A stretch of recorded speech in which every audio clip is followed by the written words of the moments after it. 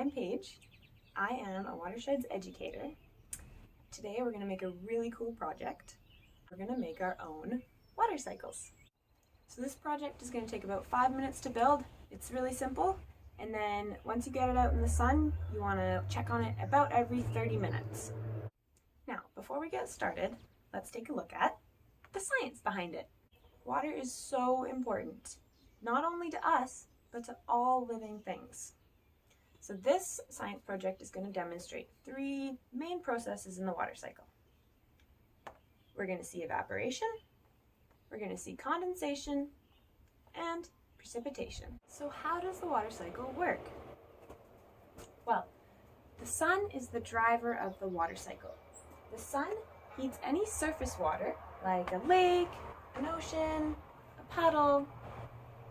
The sun heats the liquid water, which turns it into a gas. This gas is water vapor.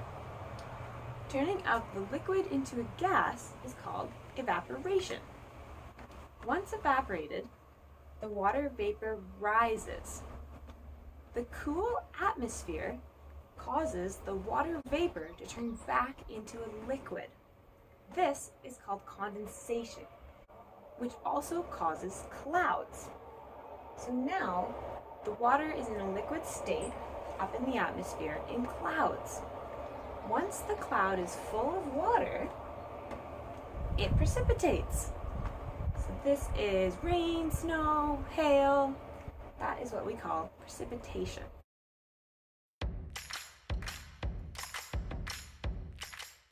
The objects that you need to make your own mini water cycle are a large bowl and a small bowl.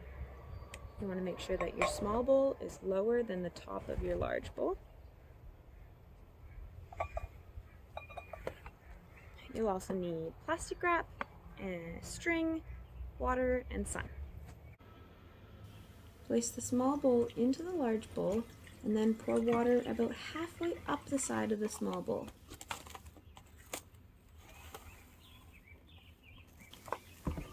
Place plastic wrap over top of the large bowl and secure it with a string around the top.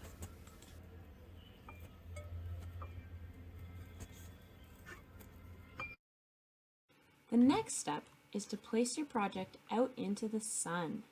If you watch your project closely for the first few minutes, you'll start to notice mist forming inside the plastic wrap. Now it's been in the sun for about an hour, and look at all those water droplets forming on top. Okay, the next step is to carefully move your project into the shade.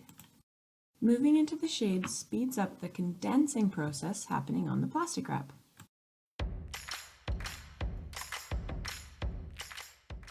Check on your project every few minutes, or else you might miss the most exciting part. Did you catch the drip? I'll play it again so you can see. We did it! We made precipitation! Let's look in our small bowl to see how much it rained.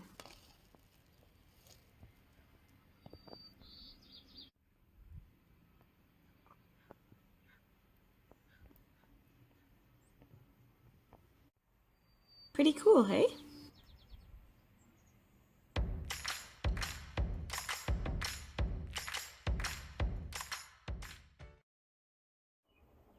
I really hope you enjoyed the project. However, the project only covered 3 parts of the water cycle: evaporation, condensation, and precipitation. However, the water cycle continues. After precipitation, the water can stay on the tops of the mountains in solid form in a glacier. It can run off as a liquid, which the runoff flow can flow into lakes, rivers, the ocean.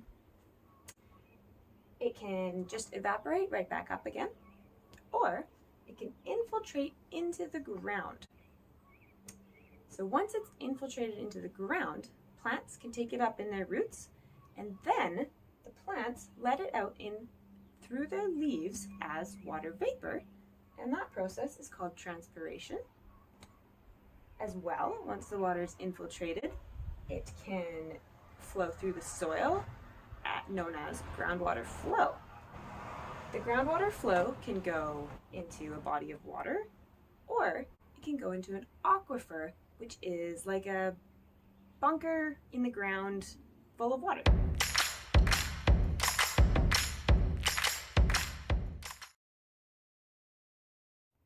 I hope you enjoyed this project as much as I did. Thank you so much for watching.